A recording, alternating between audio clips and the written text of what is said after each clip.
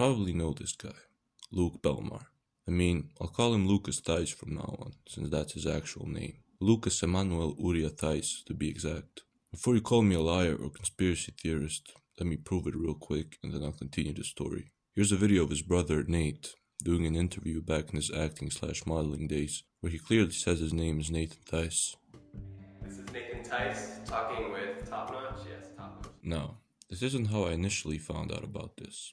It was actually through an Instagram highlight posted by Lucas, where next to his profile pic it said Luke Theis. Obviously now it's deleted, but that got me thinking. I started doing some masterminding and research and quickly came to the conclusion that Luke's story about his life isn't really adding up, but I'll get to that later. So this happened about a year ago. I googled Luke Theis and I found his old Twitter profile. He was pretty gangsta too. I replied to one of his tweets on his new account with his photo and he got salty and blocked me. What he also did is delete the old profile, but you can still kind of find it using some tools. It will just say that the account has been deleted. That Twitter account isn't the only thing he deleted though. One day, our friend Luke was walking through the streets of Berlin with his girlfriend Lara, when suddenly, a terrorist attack happened. So Luke gave an interview and said the following. But, if you go to the same article now, you'll find this. The fact that he contacted the news outlet to remove his name and photo from the article. His girlfriend isn't really that interesting, she's a vet, and they used to live together in Athens, Georgia. That's the only address I could find that they had in common. Now, the reason it says here that they are both students from Washington is because Lucas was an intern at a news outlet called the Washington Examiner. I used to work at the Washington Post. I worked there for 3 months. Seriously? I worked under a fake name because I didn't trust them. Nice. Well, this is a lie because, first of all, he worked at the Washington Examiner, and second of all, that was his actual name. He changed it back to Belmar, I guess, when he started getting Instagram famous. Now, this is where it gets interesting. We all know Luke's story about how he came from Argentina to US alone at the age of 16 with $200 in a suitcase. That his uncle was a pilot and he let him sit in the flight attendant seat because his family couldn't afford the plane ticket. From there he worked shitty jobs like cleaning toilets and pressure washing basketball courts instead of going to college because he thought it was stupid and useless. Only thing is, he actually did go to college. Not just one, but two. And his grandfather was a co-founder of one of them. I know this might be hard to believe, but hang in there. I'll prove everything I say in this video. The school is called the Word of Life Institute, and it's basically a theology college. Apart from Luke's grandpa co-founding Word of Life, one of his uncles, Keith Balsley, worked there. Let me explain all the connections before I get to the second college. So, this is George Theis' obituary. His children, Steve, Linda, and Sherry, are all in this family photo.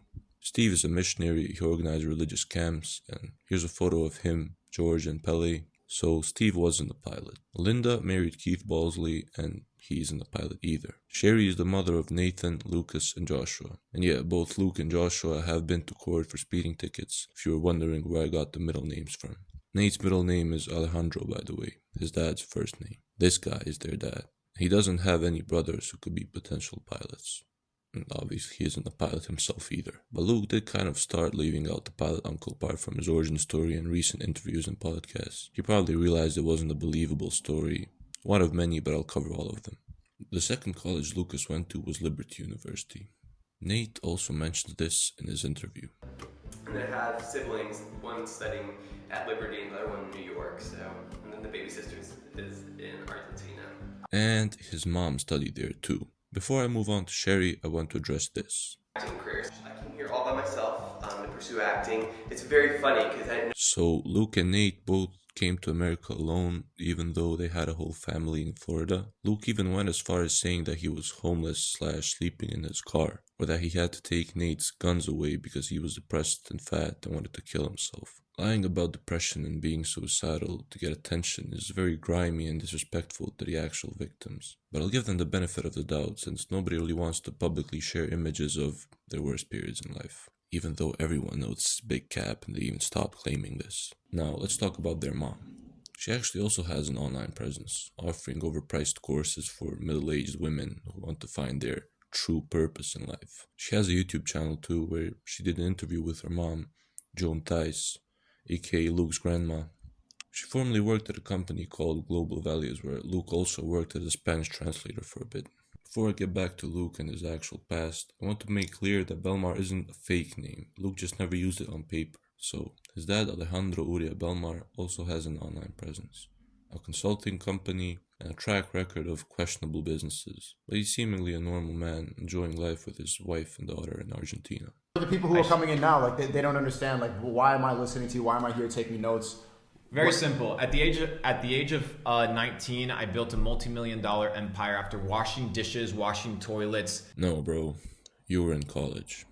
But credit where credit is due, though. He didn't lie about working as a waiter, but I highly doubt his story about waiting tables for Jeff Bezos is true.